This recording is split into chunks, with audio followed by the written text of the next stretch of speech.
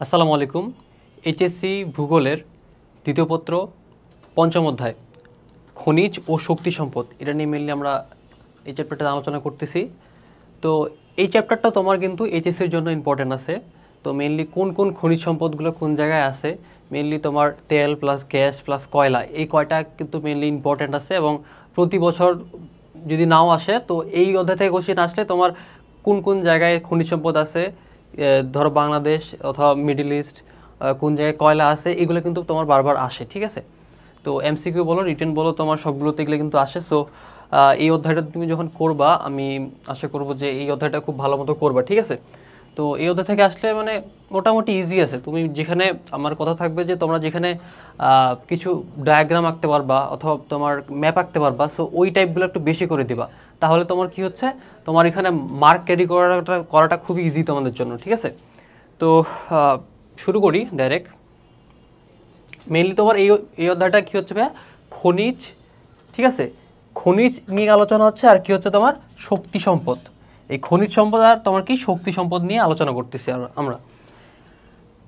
তো এইটা তোমার কি এমনি কথাগুলো বলছে, এগুলো আর এর গেলাম আমরা ডাইরেক্ট আমরা চলে যাচ্ছি। তো নিচে আমরা চলে আসি ডাইরেক্ট, দেখো কি বলছে। প্রকৃতির স্বাভাবিক নিয়মে ভূপৃষ্ঠে অথবা তোমার কি ভূ অভ্যন্তরে শিলাস্তরের মধ্যে বিভিন্ন প্রকার শিলার কি উপাদান অথবা যুগ যুগ ধরে উদ্ভিদ ও প্রাণী দেহাবশেষ তাপ চাপ ও রাসায়নিক বিক্রিয়ার প্রভাবে পরিবর্তিত হয়ে যে পদার্থের সৃষ্টি হয় তাই খনিজ, ঠিক আছে। এটা কিন্তু ইম্পর্টেন্ট আছে।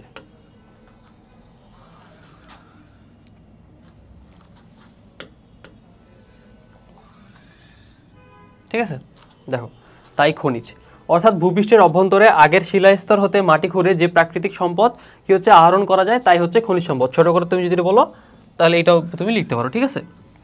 তো তারপরে দেখো খনিজ হলো একটি প্রাকৃতিক অজৈব পদার্থ, মানে তোমার প্রাকৃতিক অজৈব পদার্থ হবে যার সুনির্দিষ্ট রাসায়নিক গঠন, ঠিক আছে, সুনির্দিষ্ট রাসায়নিক গঠন আর কি হচ্ছে ভৌত ও রাসায়নিক ধর্ম আছে। এখন দেখো সাধারণত কি বলছে, বিভিন্ন শিলার উপাদানগুলো ধীরে ধীরে রাসায়নিক প্রক্রিয়া পরিবর্তিত হয়ে খনিজে পরিণত হয়, ঠিক আছে। তো এরপরে দেখো আমাদের মেনলি কি এখন খনিজ সম্পদের যে প্রকারভেদটা আছে সেটা এখানে আলোচনা করছে মেনলি। তো এখানে দেখো মেইনলি আমাদের কি বলছে, খনিজ সম্পদকে আমরা কয়টা ভাগে দুইটা শ্রেণীতে ভাগ করতেছি, ঠিক আছে। একটা হচ্ছে ধাতব খনিজ আর একটা কি অধাতব খনিজ, ওকে। তো নিচে এর তালিকা মেনলি দিছে, এই তালিকাটা হচ্ছে খনিজ সম্পদ। তো ধাতব খনিজ কি হচ্ছে ভাইয়া, ধাতব মানে কি ধাতু, ঠিক আছে, ধাতু রিলেটেড। একটা হচ্ছে লৌহ জাতীয় ধাতব খনিজ তোমার, এটা হচ্ছে লৌহ আকরিক হিসাবে থাকবে তোমার মাটিতে। আর এটা হচ্ছে লৌহ সংকর ধাতব, মানে কয়েকটা মিক্সড অবস্থায় থাকবে, ঠিক আছে। সংকর মানে তোমার কি মিক্সড অবস্থা, ঠিক আছে। ম্যাঙ্গানিজ থাকবে, ক্রোমিয়াম থাকবে, নিকেল, টাংস্টেন, মোলিবডেনাম আর কি হচ্ছে ভাইয়া অ্যান্টিমনি, ওকে।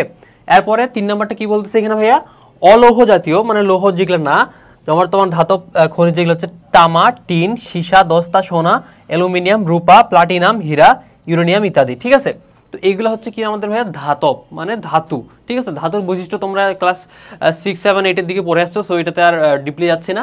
তারপরে কীভাবে বলছে ভাইয়া অধাতব খনিজ, মানে যেগুলো ধাতু না, ঠিক আছে। তো যেসব খনিজে ধাতব পদার্থ থাকে না তাদের কি বলতেছি আমরা ভাইয়া অধাতব খনিজ বলতেছি। তো এখানে খনিজ জ্বালানি কি হচ্ছে ভাইয়া, খনিজ জ্বালানির মধ্যে আমাদের কি আছে, কয়লা, জ্বালানি তেল, প্রাকৃতিক গ্যাস, আণবিক খনিজ, ঠিক আছে, ওকে। এরপর হচ্ছে রাসায়নিকের ক্ষেত্রে যদি আমরা যাই, রাসায়নিক ক্ষেত্রে কি হচ্ছে ভাইয়া সালফার, লবণ, পটাশ, পাইরেট, ডলোমাইট, নাইট্রেট ইত্যাদি, ঠিক আছে। তারপর গৃহ নির্মাণের ক্ষেত্রে আমাদের কি হচ্ছে মার্বেল, চুনা পাথর, বেলে পাথর ইত্যাদি। তারপর কি অন্যান্য খনিজ সম্পদ যেমন কি হচ্ছে ভাইয়া গ্রাফাইট, অভ্র, জিপসাম, কেওলিন, চীনামাটি, ফেলসপার, অ্যাসবেস্ট, ঠিক আছে। তো এখানে সবগুলো যদি মুখস্থ করার দরকার নাই, তুমি যদি গ্রাফাইট, তারপরে জিপসাম, তারপর কেওলিন, চীনামাটি এইগুলো করলে ইনাফ, ঠিক আছে। তো এখন দেখো মেইনলি তোমার কি বলছে এখানে, এরপরে খনিজ সম্পদের বৈশিষ্ট্য। এটা হচ্ছে প্রকৃতি পদার্থ কি হচ্ছে ভাইয়া অজৈব, ঠিক আছে, অজৈব পদার্থ। আর হচ্ছে কি তোমার কি খনিজ দ্রব্যগুলো কখনো একক হিসেবে কখনো অন্যান্য পদার্থের সাথে মিশ্র অবস্থা থাকে, এই বৈশিষ্ট্যটাও গুরুত্বপূর্ণ, ঠিক আছে। কখনো একক হিসাবে কখনো মিশ্রিত অবস্থায় থাকবে। আর খনিজ দ্রব্য মোটামুটিভাবে স্থায়ী রাসায়নিক সংযুক্তি ও বৈশিষ্ট্যপূর্ণ অভ্যন্তরীণ পারমাণবিক গঠন করবে। আর হচ্ছে কিন্তু ভাইয়া দেখো কিছু কিছু খনিজ পদার্থ দুষ্প্রাপ্য, ঠিক আছে, এবং কি হচ্ছে অদ্বিতীয় প্রকৃতির, ওকে। এখন কোনটা ইন্দোনেশিয়া ও মালয়েশিয়ার টিন, গ্রিনল্যান্ডের ক্রয়লাইট। ঠিক আছে, এখন আমরা আসি শক্তি সম্পদে। তো শক্তি সম্পদটা মেনলি কী হয় দেখো, মানে এনার্জি রিসোর্স যেটা আছে এখানে আমরা সবাই জানি এটা যে কি আধুনিক সভ্যতার প্রাথমিক শর্ত হচ্ছে শক্তি। ঠিক আছে, আর আমরা আগে কি পড়তাম, সকল শক্তির উৎস হচ্ছে সূর্য। ওকে, এটা কিন্তু ছোটকাল থেকে আমরা পড়ে আসছি। এখন দেখো, যেসব অজাতক খনিজ ব্যবহার করে শক্তি উৎপাদন করে কি হচ্ছে বিভিন্ন প্রকার শিল্প কারখানা চলাচলের মাধ্যমে কি হচ্ছে অর্থনৈতিক উন্নতিকে ত্বরান্বিত করা যায়, তাদেরকে শক্তি সম্পদ বলে। ঠিক আছে, তো এখানে দেখো প্রকৃতি প্রদত্ত যে কি হচ্ছে যে সকল পদার্থ হতে শক্তি পাওয়া যায় তাদের শক্তি সম্পদ বলে। ঠিক আছে, খুব সিম্পল হয়, প্রকৃতি প্রদত্ত যেটা তোমার কি যে সকল পদার্থ থেকে আমরা কি পাচ্ছি, শক্তি পাচ্ছি, সেটাই আমাদের কি হচ্ছে তাদেরকে আমরা শক্তি সম্পদ বলতেছি। মেইনলি কি আমরা কয়লার কথা সবাই জানি, কয়লা দহন করলে কি হচ্ছে ভাইয়া, তাপ উৎপন্ন হবে। এভাবে কি হচ্ছে ভাইয়া, কয়লা, খনিজ তেল, প্রাকৃতিক গ্যাস, তারপরে কি প্রভৃতির ব্যবহারের মাধ্যমে কি হচ্ছে আমাদের কাজ সম্পন্ন করা হয় বলে এদেরকে কি বলতেছি আমরা, শক্তি সম্পদের প্রধান উৎস হিসেবে গণ্য করতেছি। ঠিক আছে, প্রধান উৎস এরা। তো বর্তমানে যান্ত্রিক সভ্যতার মূলে কি শক্তি, শক্তি কি তোমাদের যান্ত্রিক সভ্যতা যেটা বলতেছি আমরা, যে প্রথমে আমাদের যে ইঞ্জিন চালিত যে যানবাহনগুলো আবিষ্কার হয়েছে, সেটাই তোমার মেনলি প্রথমে তোমার স্টিম ইঞ্জিন ছিল, সেটা কয়লার মাধ্যমে চলতো। বর্তমানে তোমার যে পিস্টন ইঞ্জিন যেটা তোমার তেলের মাধ্যমে চলে। তো এগুলোই সবগুলোই কিন্তু তোমার হচ্ছে কি এর মূলে আছে ওই তোমার তেল বলো, কয়লা বলো, এখানে শক্তি নিহিত আছে। ঠিক আছে, তো ওইটার কথা এখানে বলছে যে আমাদের বর্তমান যান্ত্রিক সভ্যতার মূলে কি রয়েছে ভাইয়া, শক্তি সম্পদ। সভ্যতার অগ্রগতির সঙ্গে নতুন নতুন শক্তির আবিষ্কার কি হচ্ছে এবং ব্যবহার অর্থনৈতিক উন্নতি ত্বরান্বিত করছে। মানুষ প্রথমে পেশি শক্তির উপর নির্ভর করতো, মানে কি তোমার পেশি শক্তি দিয়ে তোমার ঠেলে তোমরা দেখো না কলকাতায়, মানে রিসেন্টলি ধরো 100 বছর আগেই মনে করো যে কলকাতায় তোমার কি লোকজন ঠেলে রিক্সা দিয়ে নিয়ে যেত, অথবা তোমার দেশে দেখো এখনও যে ঠেলা গাড়ি ইউজ করতো। তো এখন এটা খুবই কমে গেছে, কিন্তু আগে তো প্রথমে এটাই দিয়ে চালু হয়েছে। মানে মানুষ যখন 4,000 সম্ভবত বছর আগে, আমি যদি ভুল না হয়, 4,000 বছর আগে কি চাকা তৈরি করে, 4,000 অথবা 3,000 হবে, তো চাকা তৈরি হয়। তারপরে ধীরে ধীরে তোমার কি মানুষজন তোমার যান্ত্রিক উন্নতি করা শুরু করে। ঠিক আছে, তো এখানে তোমার কি প্রথম দিকে কি পেশি শক্তি ছিল, তো পরবর্তীতে কি হচ্ছে ভাইয়া, পেশি শক্তিকে বসে এনে বিভিন্ন প্রকার কাজ সম্পন্ন করতে লাগলো। ঠিক আছে, এখন পেশি শক্তি কোনটা হচ্ছে ভাইয়া, যে তোমার ঘোড়ার গাড়ি বলো, গরুর গাড়ি, এইটা এখানে তোমার কি এটাই বলছে। কারণ প্রকৃতপক্ষে মানুষের অর্থনৈতিক উন্নতি শুরু জড়শক্তি। ঠিক আছে, জড়শক্তি ব্যবহারের মাধ্যমে মানুষ প্রাচীনকালে কি হচ্ছে ভাইয়া, কাঠ পুড়িয়ে শক্তি উৎপাদন করছে। মানে তোমার মানুষ যখন থেকে তোমার এই পৃথিবীতে থাকা শুরু করছে, তারপরে কি সে ধরো যখন আগুন আবিষ্কার হয় তখন কি, তো সেই আগুনের মাধ্যমে তাপ গ্রহণ করতো। তাছাড়া তোমার এই আগুনের মাধ্যমে তোমার মাংস পুরায় খাইতো। সো এটা কিন্তু তোমার কি প্রাচীনকাল থেকে শুরু হয়েছে। এছাড়া কি হচ্ছে পানির প্রবাহ যেটা আছে, পানির প্রবাহ থেকে উৎপাদন করা হচ্ছে শক্তি। কয়লা, খনিজ তেল ও প্রাকৃতিক গ্যাসকে শক্তির প্রধান উৎস হিসেবে ধরা হয়। কয়লা, খনিজ তেল ও প্রাকৃতিক গ্যাসকে তোমার কি শক্তির প্রধান উৎস হিসেবে আমরা ধরতেছি। ঠিক আছে, এছাড়া কি হচ্ছে ভাইয়া, পানি বিদ্যুৎ শক্তি, তাপ বিদ্যুৎ শক্তিও শক্তি সম্পদের গুরুত্বপূর্ণ উৎস। ঠিক আছে, মানে শক্তি সম্পদের উন্নয়নের ফলে জীবনযাত্রার মান উন্নয়ন হয় এবং অর্থনৈতিক উন্নয়ন ত্বরান্বিত হয়। শক্তি সম্পদের কি হচ্ছে ভাইয়া,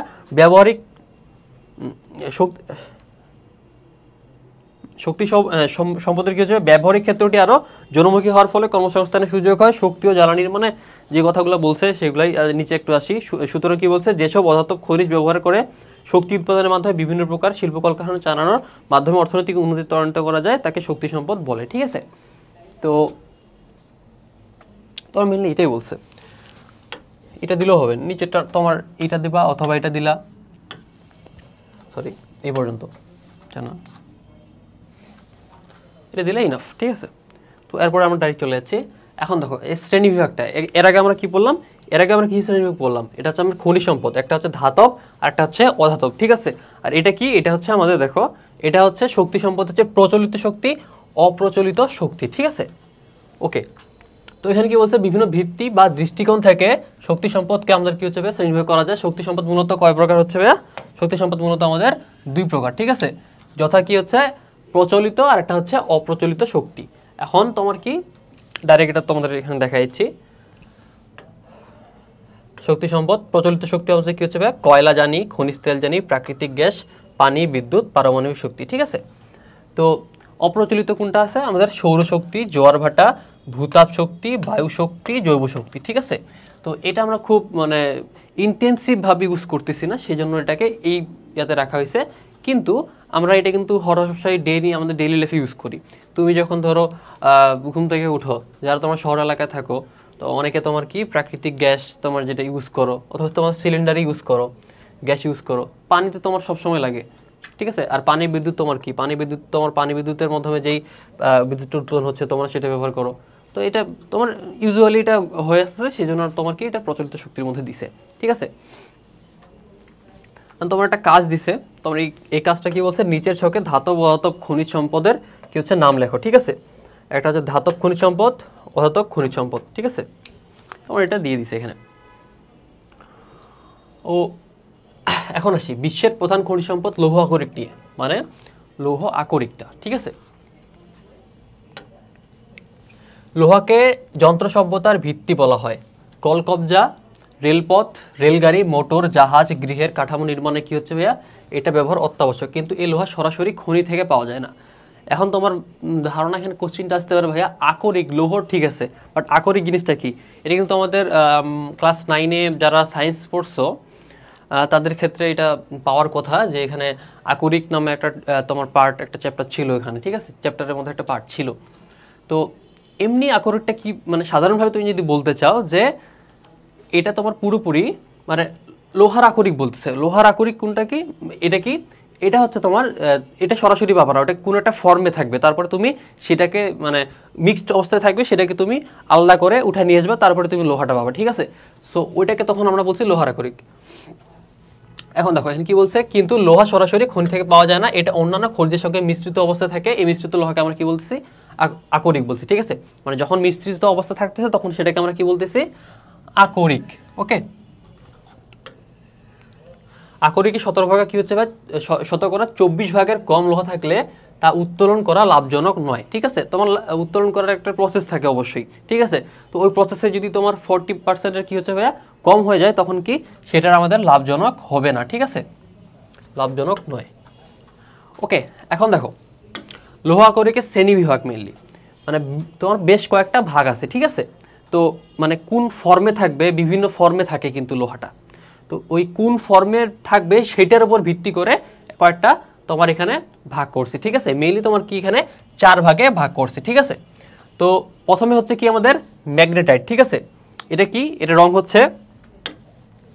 হচ্ছে কালো, ম্যাগনেটাইট Fe3O4, ঠিক আছে। Fe3O4 ম্যাগনেটাইট, এটার রং হচ্ছে কালো, আর লোহের পরিমাণ হচ্ছে কি 72.4, ঠিক আছে।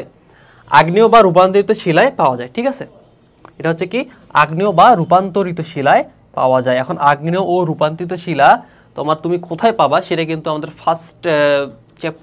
তোমার ফার্স্ট পেপারে কিন্তু আলোচনা করা হয়েছে, ঠিক আছে। তো এটা যদি না বুঝো তখন অবশ্যই একটু ফার্স্ট পেপারটা একটু পড়ো, ঠিক আছে। এখন উপযোগিতা কি ভাইয়া, সর্বাপেক্ষা উন্নত মান সমৃদ্ধ, মানে তোমার কি দেখো ব্যাপারটা হচ্ছে তোমার এই যৌগ হিসেবে যখন থাকবে, তো এই যৌগতে এই তোমার আয়রনের মানে Fe যেটা বলতেছি আমরা, লৌহ কতটুকু আছে সেইটাই মানে এখানে তোমার প্রকাশ করে, ঠিক আছে। এখানে দেখো 72.4%, ঠিক আছে, বাট এখানে 70, এখানে 62.9, এখানে 48.2, মানে ব্যাপারটা কি কমে যাচ্ছে কেন? কমে যাচ্ছে আমার ভাইয়া, দেখো কমে যাচ্ছে তোমার এই গঠনটার কারণে। তোমার যে এই যৌগমূলকটা এখানে গঠন করতেছে, তো এখানে তোমার কি তোমার এখানে আয়রন কিন্তু অক্সিজেনের সাথে, পানির সাথে, এখানে দেখো কার্বনের সাথে অক্সিজেনের সাথে তোমার কি বন্ড গঠন করছে, মানে যুক্ত হয়ে আছে। তো এখানে এর অংশীদারিত্ব কত, সেই অংশীদারিত্বের উপর নির্ভর করে কিন্তু এর পার্সেন্টেজটা আসতেছে। এখন বুঝছো?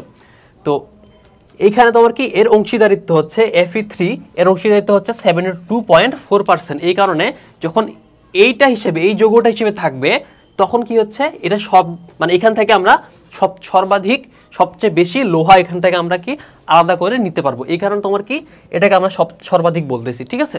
এখন তো তোমার কনসেপ্টটা ক্লিয়ার। আর দেখো সর্বাপেক্ষা কি হচ্ছে ভাই, উন্নত মানের উৎকৃষ্ট লৌহ উৎপাদনের জন্য প্রসিদ্ধ, প্রাকৃতিক চুম্বক হিসাবে ব্যবহার করা হয়, আর কি হচ্ছে বৈদ্যুতিক শিল্পে এর ব্যাপক ব্যবহার পরিলক্ষিত হয়, ঠিক আছে। এখন অঞ্চলগুলো কোন জায়গায়, এখানে সুইডেনের কিরুনা আর হচ্ছে কি ভাইয়া গেলিভারে, এবং কি হচ্ছে ভাইয়া নাইজেরিয়ায় এই ধরনের সবচেয়ে বেশি পাওয়া যায়। তার মানে কি আমাদের সুইডেন আর নাইজেরিয়া এই উৎকৃষ্ট লোহার জন্য বিখ্যাত, ঠিক আছে, এটা মনে রাখবা। এখন দেখি ভাইয়া হেমাটাইট Fe2O3, ঠিক আছে। হেমাটাইট কি হচ্ছে লাল ও গাঢ় বাদামি, ঠিক আছে।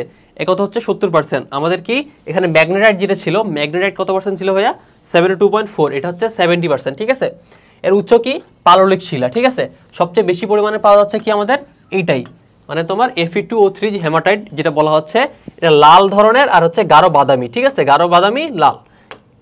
ওকে, এটা সব থেকে বেশি পরিমাণে পাওয়া যাচ্ছে, রং তৈরির জন্য এ ধরনের লৌহ ব্যবহার করা হয়, ঠিক আছে। তার মানে কি আমাদের হেমাটাইট, মনে রাখবা হেমাটাইট এই হিমের সাথে তোমার মেনলি হিমোগ্লোবিন, তোমার রক্ত প্লাস তোমার এই লালের যেই তোমার ইয়াটা আছে, কনসেপ্টটা আছে, সেটা কিন্তু সেখান থেকে তোমার কি এই হেমাটাইটের কনসেপ্টটা আসছে, ঠিক আছে। হেমাটাইট তোমার কি এখান থেকে মনে করো, হেম মানে লাল, ঠিক আছে, এটা মনে রাখতে পারো, মানে তোমার মনে রাখার ক্ষেত্রে বলতেছি আর কি। এরপরে দেখো ইউক্রেনের, এটা কোথায় আছে উৎপাদনকারী অঞ্চল, ইউক্রেনের কিভারক, যুক্তরাষ্ট্রের সুপিরিয়র হ্রদ, ইন্ডিয়ানার কি হচ্ছে এ ধরনের লোহা পাওয়া যায়, ঠিক আছে।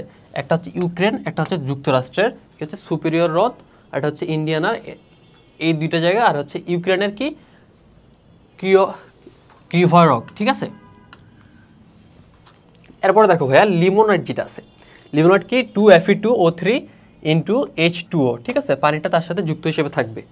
তো এই লিমোনাইট কি হচ্ছে ভাইয়া পিতাভ কি হচ্ছে বাদামি ও হলদে বাদামি, ঠিক আছে। এটা হচ্ছে 62.9% পাললিক শিলা ও জলাভূমি অঞ্চল। আর হচ্ছে রং উৎপাদনের কাজে ব্যবহার হয়, এটাও কিন্তু তোমার কি রং তৈরির জন্য এটা তোমার কি ব্যবহার করা হয়, আর মাঝারি মানের আকরিক, ঠিক আছে। এটা কি ইয়র্কশায়ারের ক্লিভল্যান্ড আর হচ্ছে ইংল্যান্ডের নিউল্যান্ড ও লোরেনে কি হচ্ছে ভাইয়া এ ধরনের লোহা পাওয়া যায়, ঠিক আছে। আর হচ্ছে কি সিডারেরাইট, এটা হচ্ছে বাদামি আর হচ্ছে কি হলুদ, 48.2%। তোমার যেটা মনে না মানে রাখতে পারো, প্রথম তিনটা মনে রাখলে ইনাফ, ঠিক আছে। তারপর হচ্ছে এটা কি আমাদের পাললিক শিলা থেকে পাইতেছি আমরা, নিম্নমানের আকরিক কি, এটা হচ্ছে আমাদের কোন পদ্ধতিতে, কন্ট্যাক্ট পদ্ধতিতে হাইড্রোজেন উৎপাদনে ব্যবহার করা হয়, ঠিক আছে। এটাই, আর বেশি কিছু না। এখন দেখো মেইনলি এখানে কি বলছে, যেই তোমার দেশগুলো, ঠিক আছে, তোমার প্রধান লৌহ আকরিক যেগুলো তোমার উৎপাদন করতেছে সেই দেশগুলোর নাম এখানে বলছে। তো পৃথিবীর অধিকাংশ দেশে কি হচ্ছে ভাই কম বেশি লৌহ আকরিক পাওয়া গেলেও উত্তোলনে লাভজনক নয় বলে কি হচ্ছে সব দেশেই লৌহ আকরিক উৎপন্ন করে না। নির্দিষ্ট কয়েকটি দেশ এটাতে সমৃদ্ধ। পৃথিবীতে আনুমানিক মোট কি হচ্ছে ভাই সঞ্চিত লোহার পরিমাণ কত 5800 কোটি মেট্রিক টন, ঠিক আছে। ধারণা করা হয় আগামী 100 বছরের মধ্যে এই সম্পদ কি ভাইয়া নিঃশেষিত হয়ে যাওয়ার আশঙ্কা রয়েছে।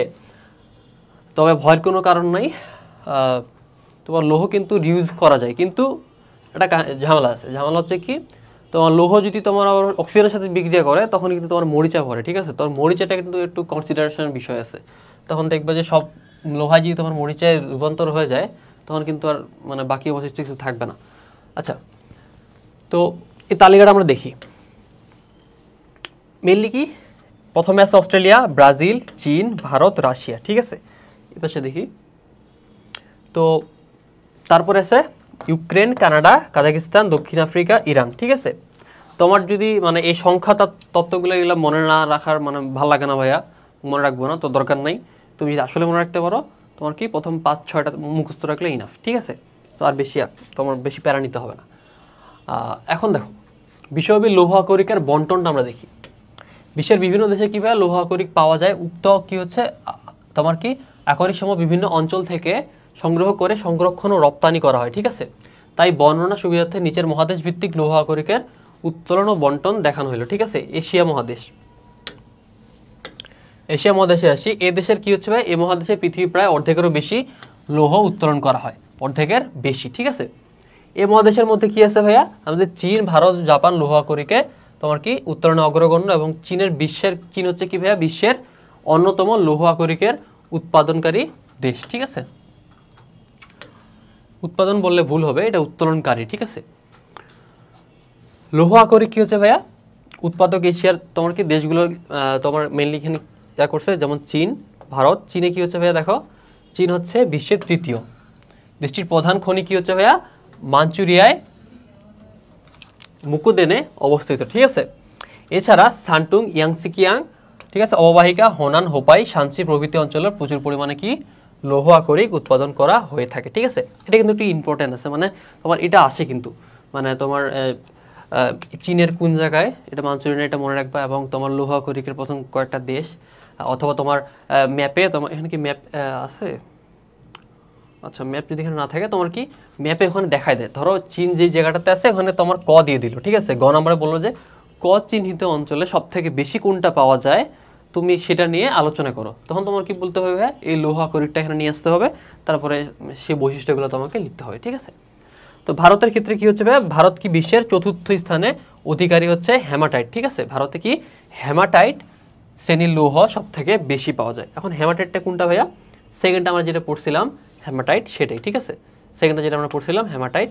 ওকে, মানে এটাকে একটু লাল ধরনের হয়, রেডিশ টাইপ। ঠিক আছে, আর এটা গাঢ় বাদামি, এটা আমাদের কত 70% পাললিক শিলা থেকে উৎপন্ন হয়। ঠিক আছে, তো ম্যাগনেটাইট দেশে দ্বিতীয় তোমার কি সর্ববৃহৎ লৌহবর্গীয় খনিজ সম্পদ ম্যাগনেটাইট। ঠিক আছে, প্রথম হচ্ছে হেমাটাইট, তারপরে কি হচ্ছে ভাইয়া আমাদের ম্যাগনেটাইট হয়। ঠিক আছে, এখন কি হচ্ছে ভাইয়া, ভারতের প্রধান লৌহ খনিগুলো কি হচ্ছে ভাইয়া, এটা কিন্তু একটু মনে রাখবে, বিহারের মালভূমি, সিংভূম, উড়িষ্যার কি হচ্ছে ভাইয়া কেওনঝাড়, ময়ূরভঞ্জ, ঠিক আছে, বোনাই, আর মধ্যপ্রদেশ কি হচ্ছে ভাইয়া দ্রুক, বাস্তার, রায়পুর, বিলাসপুর প্রভৃতি অঞ্চলে অবস্থিত।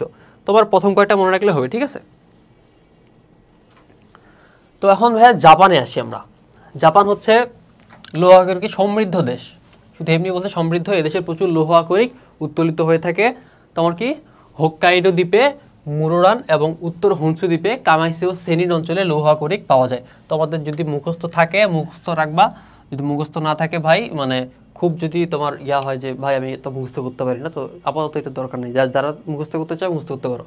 এখন দেখো, দেশটি শিল্পে উন্নত বলে লোহার কি হচ্ছে ভাই অভ্যন্তরীণ চাহিদা খুব বেশি। ঠিক আছে, মেনলি শিল্পোন্নত কি তোমার জাপানকে কী হিসেবে চিনো, তোমার টেকনোলজি। ঠিক আছে, টেকনোলজিতে তোমার মেনলি কী ইউজ হয়, তোমার এই লোহা বলো, তোমার বিভিন্ন যে ধাতব পদার্থগুলো আছে সেগুলো কিন্তু ইউজ হয়। ঠিক আছে, তো এই কারণে তোমার কি এর অভ্যন্তরীণ চাহিদা অনেক বেশি। জাপান, ভারত, অস্ট্রেলিয়া, আমেরিকা যুক্তরাষ্ট্র প্রভৃতি দেশে অধিকাংশ লৌহ আকরিক রপ্তানি করে থাকে। দেখছো, জাপান কি হচ্ছে, ভারত, অস্ট্রেলিয়া, আমেরিকা যুক্তরাষ্ট্র প্রভৃতি দেশে অধিকাংশ লৌহ আকরিক তোমার কি রপ্তানি করে থাকে।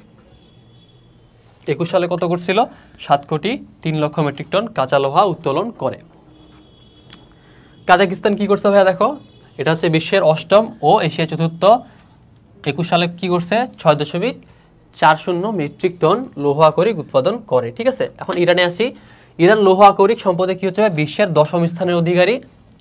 ইরান কি আমাদের লৌহ আকরিকের 10ম স্থান। ঠিক আছে, 2021 সালে এদেশ তোমার কি 9টি লোহা খনি থেকে তোমার কি 5.00 কোটি মেট্রিক টন আকরিক উৎপাদন করে। ঠিক আছে, তো ইউরোপে এখন আসি আমরা। একটু আগে আমরা কি এশিয়ার দেখলাম, এখন দেখি আমরা ইউরোপে। ইউরোপের হচ্ছে কি ভাইয়া, আচ্ছা সব জায়গায় সমৃদ্ধ হারে ইউজ করছে, সমস্যা নাই। এর মধ্যে কি হচ্ছে ভাইয়া, প্রায় সব দেশে কি অল্প বিস্তর লৌহ আকরিক পাওয়া যায় সব দেশে। ঠিক আছে, লৌহ আকরিক উৎপাদক কি হচ্ছে ভাই, ইউরোপের মেইনলি কি হচ্ছে আমাদের রাশিয়া। প্রথমে আমরা যদি দেখি রাশিয়া কি হচ্ছে, রাশিয়া বিশ্বের লৌহ আকরিক উত্তোলনের 5ম। ঠিক আছে, রাশিয়া কিন্তু একটা অনেক বড় একটা দেশ, সব থেকে বড়। ঠিক আছে, এদেশ কি হচ্ছে ভাইয়া ইউরোপীয় অংশে ইউরাল ও মস্কোটুলা অঞ্চল, ঠিক আছে, লৌহ আকরিক উৎপাদনের জন্য প্রসিদ্ধ।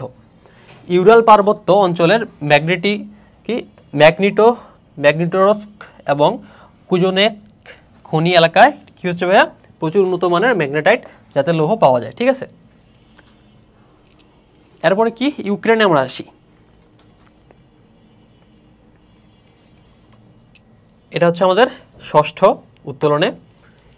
কৃষ্ণ সাগরে কি হচ্ছে ভাইয়া তীরে অবস্থিত ক্রিয়োভাগ রক ইউক্রেনের সব থেকে বড় আকরিক লৌহের খনি। ঠিক আছে, তাই দেশটি লৌহ আকরিক সমৃদ্ধ দেশের প্রায় অর্ধেক লৌহ এই অঞ্চল থেকে উৎপন্ন হয়।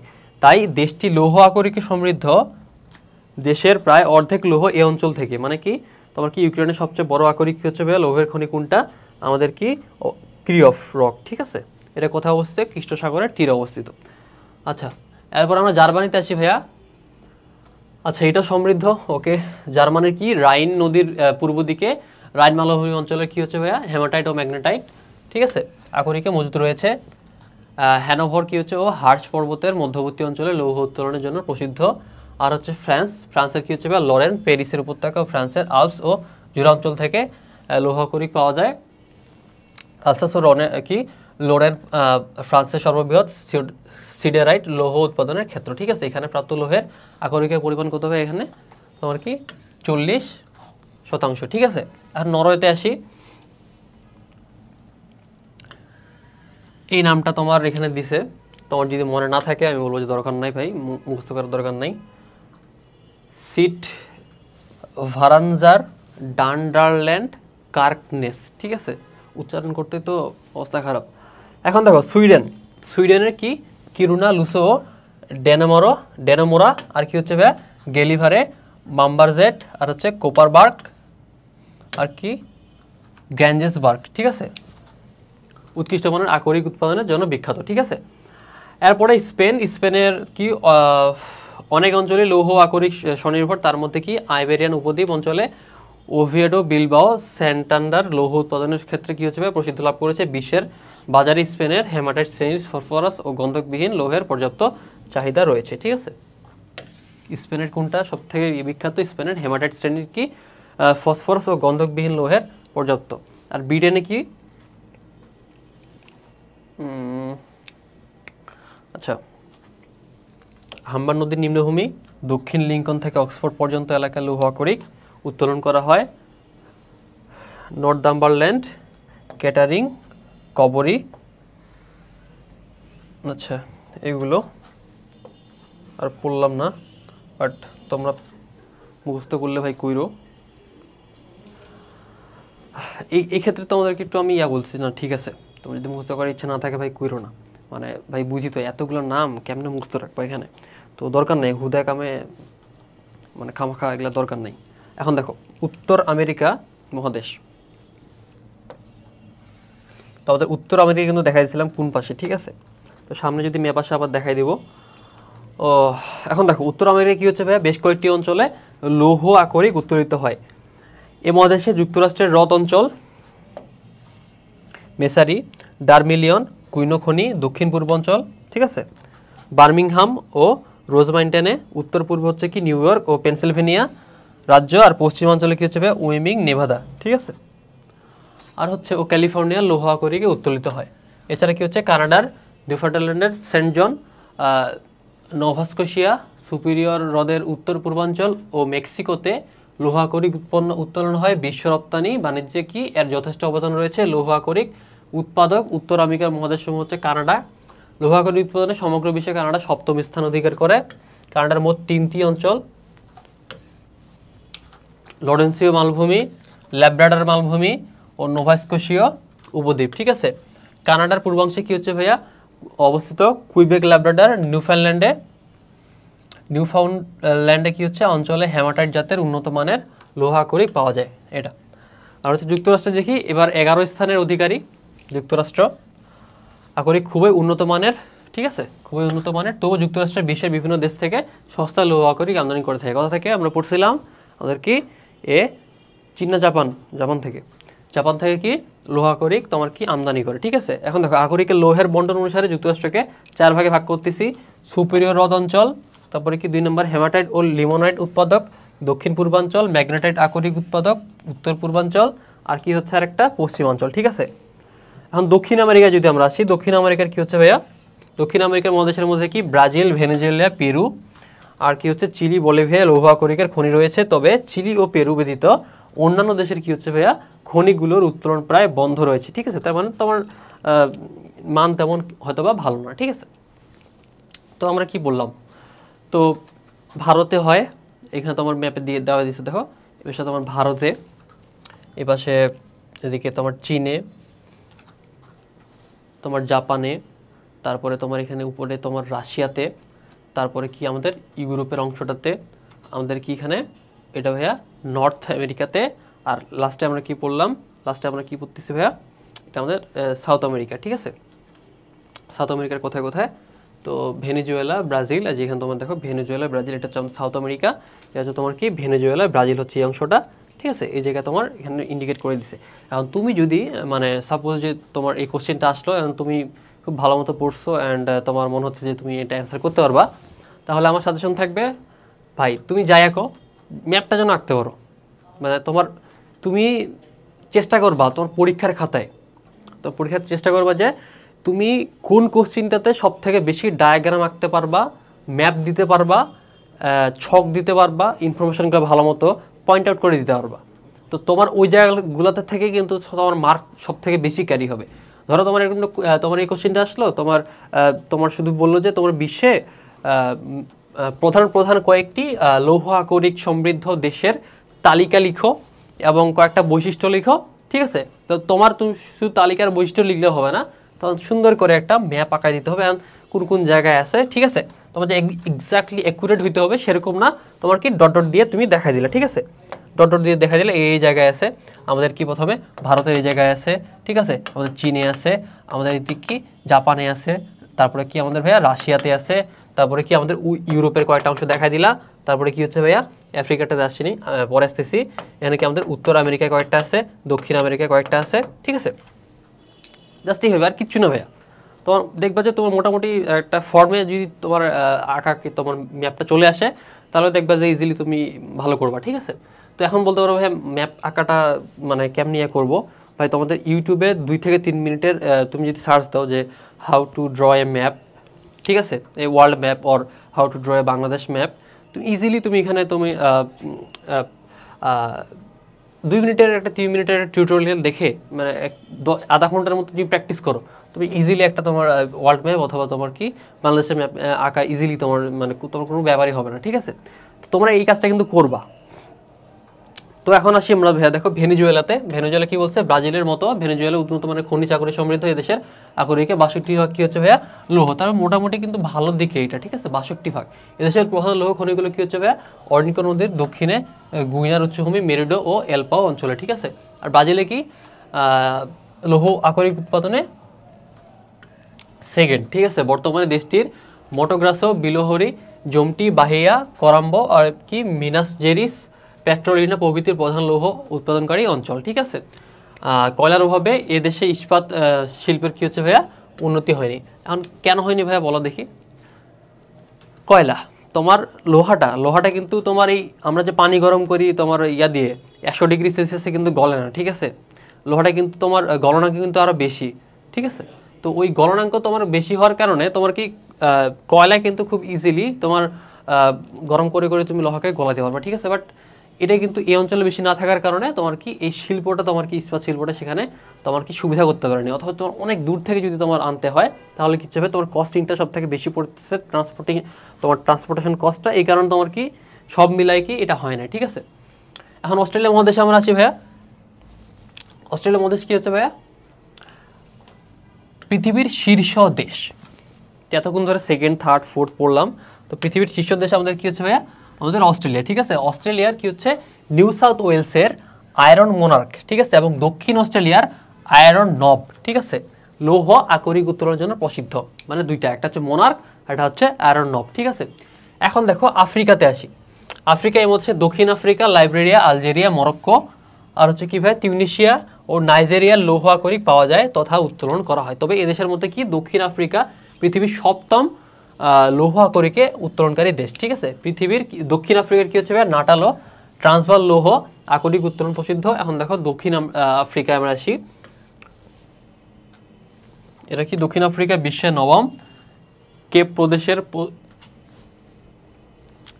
পোস্টমাসবার্গ, তারপরে কি হচ্ছে শিশেন, আর যেটা আছে তোমার কি ট্রান্সভাল প্রদেশের থাবাজিম্বি অঞ্চলে লৌহ খনিগুলো অবস্থিত। এছাড়া নাটাল প্রদেশেও আকরিক পাওয়া যায়, নাম মুখস্থ করার দরকার নেই। এখন হচ্ছে আন্তর্জাতিক বাণিজ্যে আমরা আসি, তো এগুলো তো পড়লাম। এখন বাণিজ্যগুলো কীভাবে তোমার হচ্ছে, কোন দেশ নিচ্ছে কোন দেশ দিচ্ছে সেটা আমরা দেখি।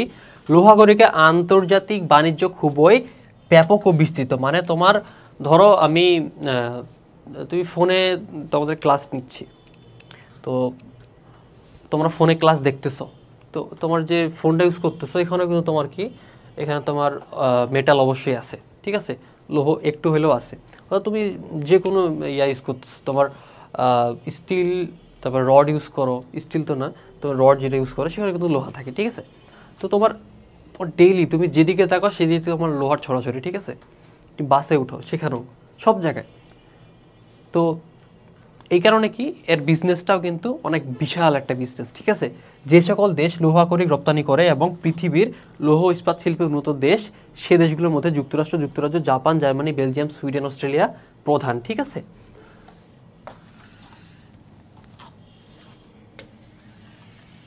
অস্ট্রেলিয়া আর কি হচ্ছে প্রধান। আর যে সকল দেশ লৌহ আকরিক আমদানি করে এবং লৌহ ও ইস্পাত শিল্পে অনুন্নত, সে দেশগুলোর মধ্যে হচ্ছে Brazil, France, Spain, Luxembourg, Liberia, Algeria, Nigeria, Bharat, Malaysia গুরুত্বপূর্ণ, ঠিক আছে। মেনলি এরা কী করে ভাইয়া, লৌহ ও ইস্পাত শিল্পে অনুন্নত দেশ, এগুলোর মধ্যে কি হচ্ছে ব্রাজিল, এরা কি আমদানি করে, ঠিক আছে। বর্তমানে যান্ত্রিক সভ্যতার ভিত্তি হলো লৌহ আকরিক, সেটা একটু আগে তোমার কাছে আলোচনা করছিলাম, যান্ত্রিক সভ্যতা তোমার এখানে কতটা গুরুত্বপূর্ণ, ঠিক আছে। কোনো দেশের কৃষি শিল্প, পরিবহন, যোগাযোগ ব্যবস্থা, ব্যবসা বাণিজ্য তথা অর্থনৈতিক উন্নতি লৌহ আকরিকের উপর যথেষ্ট নির্ভরশীল। আর কি এই কারণে কি হচ্ছে ভাইয়া, লৌহ আকরিকের উত্তোলন পশ্চিম দেশগুলো অর্থনৈতিক দিক দিয়ে কি হচ্ছে যথেষ্ট উন্নত, ঠিক আছে। লৌহ আকরিক এটা আমাদের ব্যবহার ও অর্থনৈতিক গুরুত্বটা আমরা একটু দেখি। আধুনিক যন্ত্র সভ্যতার কি যুগে আকরিক লোহার কি হচ্ছে ভাইয়া ব্যবহার গুরুত্বপূর্ণ, এটা সব কথাতে বলে। লোহা হলো যন্ত্র সভ্যতার ভিত্তি, এটা আমরা এর আগে পড়ে আসছি। এমন কোনো যন্ত্রপাতি বা কলকব্জা নেই যেখানে আকরিক লোহার ব্যবহার নাই, ঠিক আছে, এটা আমরা জানি। লোহা ও ইস্পাতের বিভিন্ন দ্রব্যাদি তৈরিতে এর প্রয়োজন হয়। যুগ যুগ ধরে এটি বিভিন্ন উদ্দেশ্যে ব্যবহৃত হয়ে আসছে, যদিও এর আর্থিক মূল্য কম। তারপরে কি হচ্ছে ভাইয়া, ব্যবহারিক জীবনে এটি মানুষের মূল্যবান সম্পদ। নিচে লোহার ব্যবহার আলোচনা করছে অর্থনীতিকে। ধর সামরিক বাহিনীর কাজে তোমার কি বিভিন্ন ট্যাঙ্ক, রাইফেল থেকে শুরু করে তোমার সব কিছু এখানে বলছে, কামান, ক্ষেপণাস্ত্র, বন্দুক, ট্যাঙ্ক, সাজোয়াজান, পিস্তল, গুলি, তলোয়ার, গ্রেনেড প্রভৃতি সমরাস্ত্র তৈরিতে লোহা ব্যবহৃত হয়, ঠিক আছে। ঢাল তলোয়ার বলো না, দুইটাই তো তোমার কি মেইনলি আগে লোহা থেকে হইতো, ঠিক আছে। তো যন্ত্রপাতির নির্মাণ লোহা দ্বারা কি হচ্ছে ভাই, বয়লার,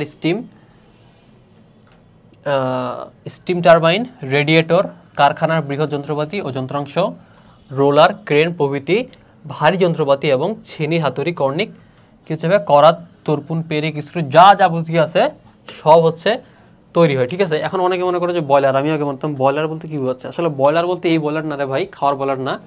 এই বয়লার হচ্ছে তোমার কি এখানে, যেখানে তোমার কি তাপের মাধ্যমে কি হচ্ছে তোমার কি কোনো কিছু উত্তপ্ত করছে, ঠিক আছে।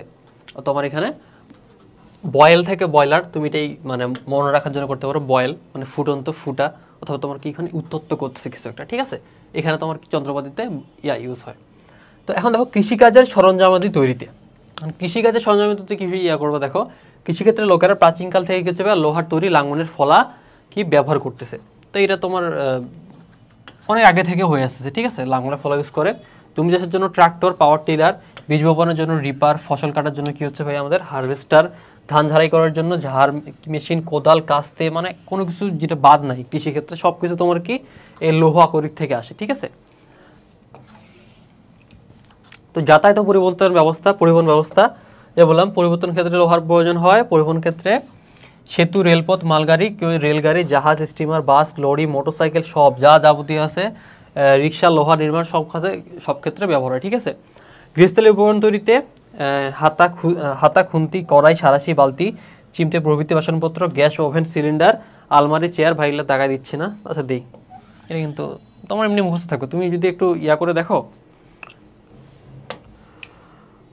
আচ্ছা এখন দেখো অন্যান্যগুলো দেখি, কন্টেইনার, তেল ও জলের পাইপ, ড্রাম, খনিজ যন্ত্রপাতি, গৃহ নির্মাণ সামগ্রী সব, এভরিথিং তোমার চোখের সামনে যাই মনে পড়ে সবগুলো কিন্তু যন্ত্রপাতি অ্যান্ড লোহার, ঠিক আছে।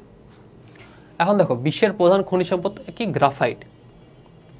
তোমরা কিন্তু ক্লাস সম্ভবত 7 অথবা 8 তোমার গ্রাফাইটের কথা বলছো, যে কার্বনের এক রূপ, বিভিন্ন রূপ আছে, তার মধ্যে গ্রাফাইট আছে, কার্বনের আরেক রূপ আছে কি, ডায়মন্ড আছে, হীরা আছে।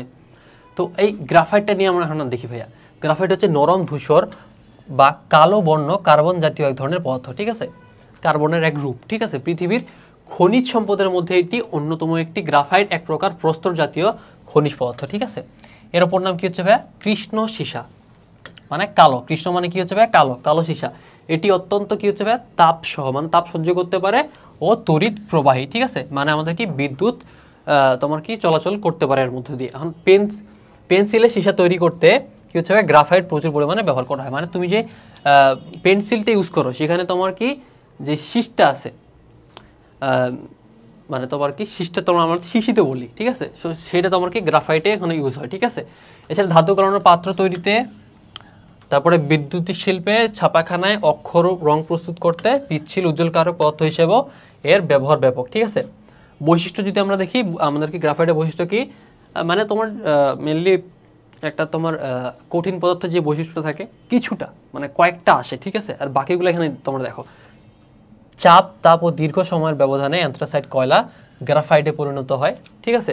এতে কার্বনের পরিমাণ থাকে কি হচ্ছে ভাইয়া, শতকরা প্রায় 99 ভাগ, ঠিক আছে। গ্রাফাইট হচ্ছে কয়লার গঠন পর্যায়ের শেষ অবস্থা, কয়লার গঠন পর্যায়ের কি শেষ অবস্থা, ঠিক আছে। এটা কিন্তু কঠিন পদার্থের মতো তোমার যে আমরা ধাতব পদার্থের যেটা বলছি মানে পুরোপুরি ওরকম না, ঠিক আছে। তোমার ধাতব পদার্থে এটা স্কিপ করতে পারো। তো একে জ্বালানি ও শক্তি সম্পদ হিসেবে ব্যবহার করা যায় না, একে জ্বালানি ও শক্তি সম্পদ হিসেবে ব্যবহার করা যাবে না।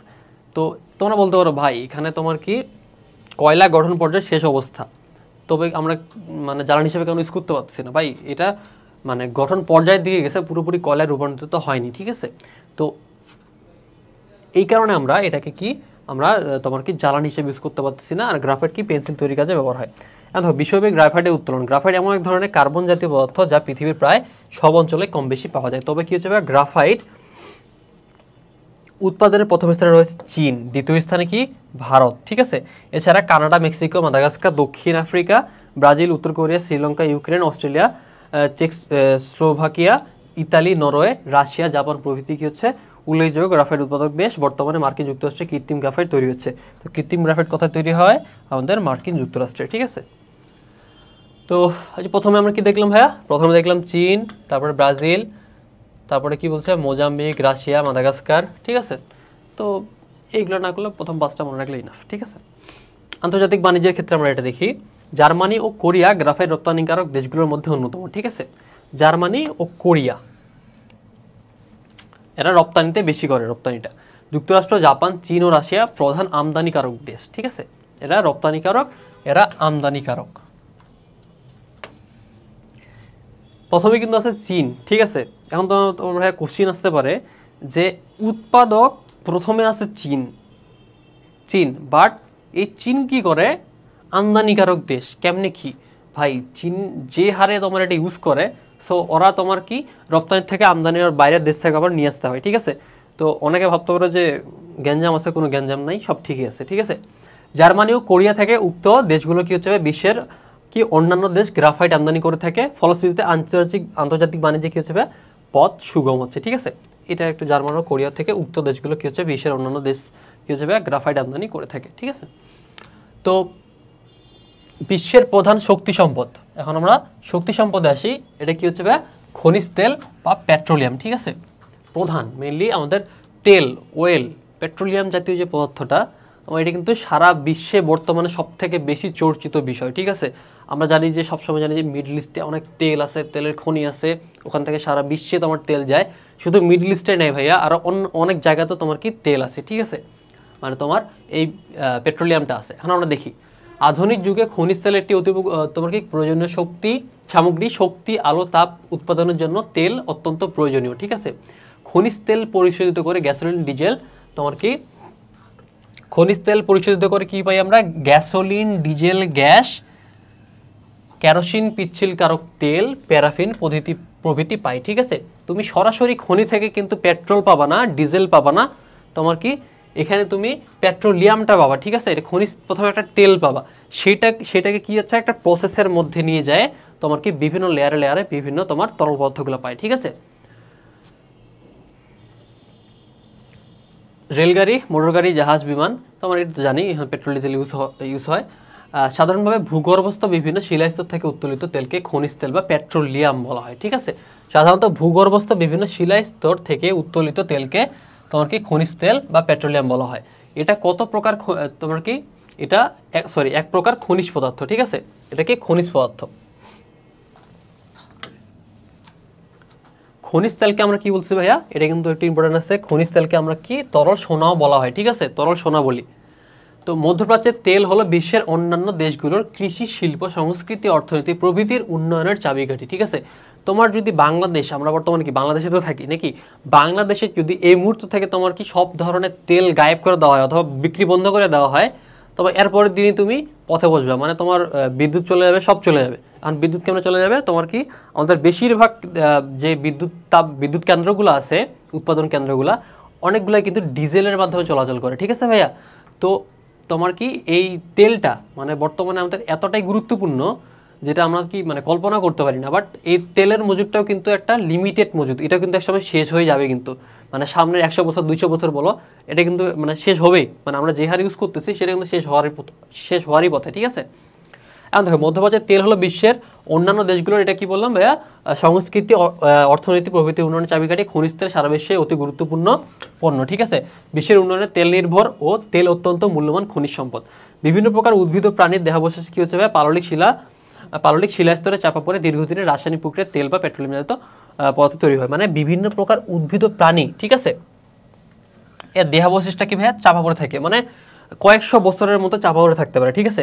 তারপরে সেই ওই দেহাবশেষটা কি হচ্ছে ভাইয়া, তোমার কি একটা রাসায়নিক প্রক্রিয়ার মাধ্যমে কি তেল বা পেট্রোলিয়াম জাতীয় পদার্থে তোমার কি রূপান্তরিত হয়। উদ্ভিদ বা জীবদেহ থেকে তেল জাতীয় তোমার পদার্থ সৃষ্টির সময় যে প্রচণ্ড রাসায়নিক ক্রিয়া ঘটে এবং ফলে গ্যাসের সৃষ্টি হয়, ঠিক আছে। এই যে এখানে দেখো, এই জন্য সাধারণত খনিতে প্রথমে গ্যাস, তারপর তেল, সর্বনিম্নে কি হচ্ছে ভাইয়া পানি সঞ্চিত থাকে, ঠিক আছে। প্রথমে কি ভাইয়া গ্যাস থাকবে, তারপরেই তোমার তেলটা থাকবে, তারপরে কি পানি সঞ্চিত থাকবে, ঠিক আছে। এখন বলতে পারো যে ভাইয়া মানে তেল নিচে তারপরে উপরে পানি না কেন, তোমরা সাধারণত তোমার কি করো, একটা গ্লাসে পানি নিবা, পানি নিয়ে কি উপরে একটু সয়াবিন তেল অথবা সরিষার তেল দিবা, এটা কিন্তু উপরে ভাসতে থাকবে, ঠিক আছে। তো কেন হয় এটা, তোমার কি তেলের ঘনত্বটা পানির ঘনত্ব থেকে কম, ঠিক আছে। তো তার থেকেও ঘনত্ব কম কি হচ্ছে ভাই আমাদের গ্যাসের, ঠিক আছে। ওই জন্য প্রথমে উপরে গ্যাস থাকবে, তারপরে তেল, তারপরে পানি, ঠিক আছে। তো এখানে লিস্টটা তোমরা দেখে নিবা, ঠিক আছে। এই লিস্টটা তোমরা যুক্তরাষ্ট্র, সৌদি আরব, কানাডা, ইরাক, প্রথম 5টা মনে রাখলে ইনাফ, মনে না রাখলেও সমস্যা নেই ভাই। আর বিষয়বি তোমার কি তেলের উত্তোলন ও বন্টনটা আমরা এখন দেখি ভাই।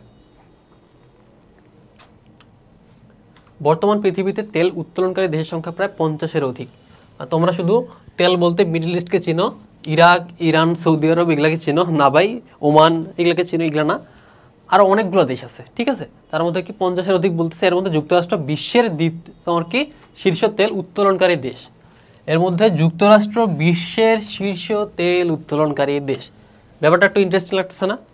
হয় যুক্তরাষ্ট্র কেন, মানে আমরা তো জানি যুক্তরাষ্ট্র তোমার এই মিডল ইস্ট থেকে নেয়। সো যুক্তরাষ্ট্রের মেন পলিসিটা কি জানো ভাইয়া? মেন পলিসিটা হচ্ছে এরা যেহেতু এটা লিমিটেড সম্পদ, তারা তাদেরটা মজুত করে রাখতেছে বাইরে থেকে কিনে আনা, তারা নিজেরাও ইউজ করতেছে, প্লাস তারা তোমার কি মজুত করে রাখতেছে।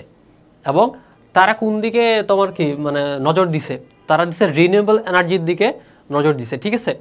তোমার হাইড্রোজেন ফুয়েল সেল দিয়ে গাড়ি করতেছে, প্লাস টেসলার যে তোমার ব্যাটারি চালিত বিদ্যুৎ শক্তি দিয়ে গাড়ি করতেছে। কেন করতেছে এরা আপাতত এটাকে মজুত করতেছে, যখন দরকার হয় ভাইয়া তখন তারা মানে পৃথিবীতে কোথাও পাওয়া যাচ্ছে না, তখন দেখবো যুক্তরাষ্ট্র বাইর করছে। তো এই হচ্ছে এদের পলিসিগুলা, কাহিনীগুলা। মানে তোমার এদিকে যুক্তরাষ্ট্র তোমার কি তেল বেচতেছে, এদের তো তেল ছাড়া তোমার তেমন কোনো খনিজ সম্পদ বলো, তোমার সম্পদ বলো কিচ্ছু নেই। ওরা তেল বিক্রি করে কোটি কোটি টাকা ইনকাম করতেছে, ঠিক আছে। আর কি করতেছে যুক্তরাষ্ট্র, ওদেরকে তোমার কি ডলারের বিনিময়ে তোমার কি তেল কিনে নিচ্ছে, ঠিক আছে। তারা কিন্তু বেশিরভাগ ইউজ করে, প্লাস কি সঞ্চয় করে, ঠিক আছে। তোমার কম ইউজ করে, বেশিরভাগ সঞ্চয় করে ওরা। এখন দেখো দ্বিতীয় তৃতীয় অবস্থানে রয়েছে যথাক্রমে রাশিয়া ও সৌদি আরব, ঠিক আছে। এখন দেখো মধ্যপ্রাচ্য দেখি ভাই, সৌদি আরবে দেখি। সৌদি আরব খনিজ তেল সঞ্চয় উত্তোলনে বিশ্বের 3য় স্থানে অধিকারী। মানে তোমার কি এখানে সব থেকে বেশি তেল তোমার কি 3য় স্থান, মানে তোমার তেল অনেক বেশি আছে, প্লাস এটা উত্তোলনও বেশি করে। এই দেশের অর্থনীতি অনেকটা তেলের উপর নির্ভরশীল। সৌদি আরবের তেল ক্ষেত্রসমূহ মোট 14টি প্রধান, এগুলোর মধ্যে কি ঘাওয়ার, আবকহিক, সাফানিয়া, বেরি, আবহাদ্রিয়া, আবু সাফায়া প্রভৃতি উল্লেখযোগ্য, ঠিক আছে। তো ইরাকে আসি। ইরাকের মধ্যে হচ্ছে কীভাবে তেল সমৃদ্ধ দেশ অন্যতম, এর বর্তমানে পৃথিবীতে অবস্থান করতে হয়ে বিশ্বে 5ম স্থানে আছে। তবে আমেরিকার আক্রমণের ফলে দেশটির তেল সম্পদ বহুলাংশে কী হয়ে হ্রাস পায়, ঠিক আছে। এদেশে মানে যেখানেই দেখবা পৃথিবীতে বড় বড় গ্যাঞ্জাম হচ্ছে সেখানে তোমার কি আমাদের এই আমেরিকা ভাইরে বাবা আর কি। এদেশের প্রধান তেল ক্ষেত্রগুলো কি হচ্ছে ভাই? উত্তরে মুসুল, কিরকুক, খানাকিন, হাদিতা, মধ্যভাগের হাফখারনিয়া, দক্ষিণে পারস্য উপসাগরের খুররামশাহ বসরায় কি হচ্ছে অবস্থিত। এই এই পাইপলাইনটার কথা মুখস্থ রাখবা, ঠিক আছে? ওকে, এখন দেখো ইরান। ইরানে আসি। ইরান হচ্ছে সপ্তম। নামগুলো বলছে, নামগুলো তোমার যদি 2-3টা মুখস্থ রাখতে পারো সেটাই ইনাফ, ঠিক আছে ভাই? সেটা অনেক ভালো। এছাড়া কোম ও কাছাকান তো দরকার নাই এটার। কি আবদানে পৃথিবীর বৃহত্তম তেল, এটা একটু মুখস্থ রাখার মতো। আবাদান, ঠিক আছে? এটা হচ্ছে ইরানে, ঠিক আছে? আর হচ্ছে সংযুক্ত আরব আমিরাতের ক্ষেত্রে কি হচ্ছে ভাই? এটা হচ্ছে আমাদের অষ্টম। আবুধাবি, দুবাই, শারজাহ প্রসিদ্ধ তেল ক্ষেত্রগুলো হচ্ছে, নামগুলো 2-3টা মুখস্থ করলে ইনাফ, ঠিক আছে? অভ্যন্তরীণ চাহিদা কম বলে প্রতি বছর প্রচুর তেল রপ্তানি করে, ঠিক আছে? এটা ইম্পর্টেন্ট। দেখো কুয়েত। কুয়েতে কি তেল সম্পদে সমৃদ্ধ দেশ হচ্ছে কুয়েত। এ দেশ কি হচ্ছে ভাইয়া? 10ম স্থানে অধিকারী, ঠিক আছে? পৃথিবীর মোট সঞ্চিত তেলের প্রায় 16% কি হচ্ছে ভাইয়া?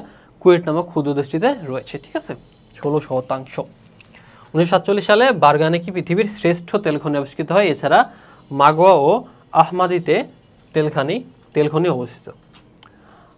এখানে মেনলি দেখো, এটা হচ্ছে তোমার কি মেনলি মিডল ইস্ট বা মধ্যপ্রাচ্য। মিশর এই পাশে আছে, মিশর এই পাশের কি এই ডট দিয়ে তোমার কি এখানে দেখাইছে, ঠিক আছে? তারপরে তোমার এই পাশে সিরিয়া, ইরাকে কয়েকটা তেল খনি দেখায় তোমার কি, সরি হ্যাঁ, এই পেট্রোলিয়ামের খনি যেটা সেটা দেখাইছে। তারপরে কুয়েতও আছে।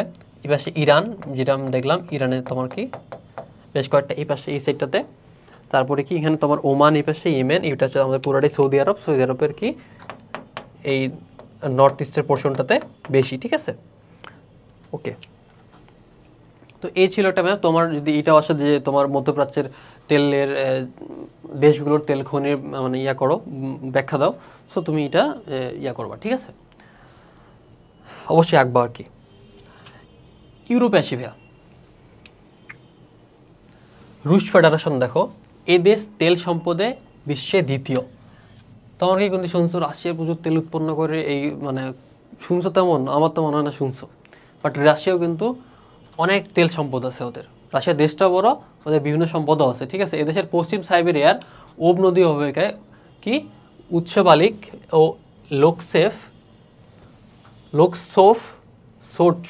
লোকসোট তেলক্ষেত্র থেকে প্রচুর পরিমাণে কি খনিজ তেল আরোহণ করা হয়। উত্তোলনকৃত তেল কয়েক হাজার কিলোমিটার দূরে তেল শোধনাগার ও শিল্প কেন্দ্রে প্রেরণ করা হয়। দেখছো, উত্তোলনকৃত তেল কয়েক হাজার কিলোমিটার দূরে তেল শোধনাগার ও শিল্প কেন্দ্রে প্রেরণ করা হয়। ভলগা অববাহিকায় অবস্থিত বাক্সিরা, তাতার, ডলগ্রোগাদ, অস্ত্রখান, ওরেনবার্গ ও পেচরা নদীর অববাহিকা থেকে প্রচুর তেল উত্তোলন করা হয়। আচ্ছা, এই নামগুলো দরকার নেই ভাই, মানে এত নাম দরকার নেই। এখন দেখি নরওয়েতে বেশ কয়েকটি পাওয়া যায়। নরওয়ের কি উত্তর সাগর থেকে অন্যান্য দেশের সাথে যৌথভাবে তেল আহরণ করে থাকে। এদেশের কি সমুদ্রসীমার মধ্যে অবস্থিত তেল ও ক্ষেত্রসমূহের মধ্যে ওজেনবার্গ এডা উল্লেখযোগ্য। অভ্যন্তরীণ চাহিদা কম বলে নরওয়ের উত্তোলনকৃত তোমার কি তেল সিংহভাগ বিদেশে রপ্তানি হয়, ঠিক আছে? এখন যুক্তরাজ্যে আসি। মধ্য পূর্ব ইংল্যান্ডে অবস্থিত তেল ক্ষেত্রে সবথেকে গুরুত্বপূর্ণ। এছাড়া উত্তর কি হচ্ছে সাগর সমুদ্র সীমায় অবস্থিত ডানকান, ফর্টিস, থেলমা খনি থেকেও খনিজ তেল উত্তোলন করা হয়, ঠিক আছে? অভ্যন্তরীণ চাহিদা বেশি বলে সামান্য পরিমাণ তেল বিদেশে রপ্তানি করা হয়। দেখো উত্তর আমেরিকা আমরা দেখি। উত্তর আমেরিকা কি হচ্ছে যুক্তরাষ্ট্র তেল সম্পদে সমৃদ্ধ। বর্তমান তেল উত্তোলনে এদেশে বিশ্বে প্রথম তেল কিন্তু উত্তোলন করে এরা, ঠিক আছে?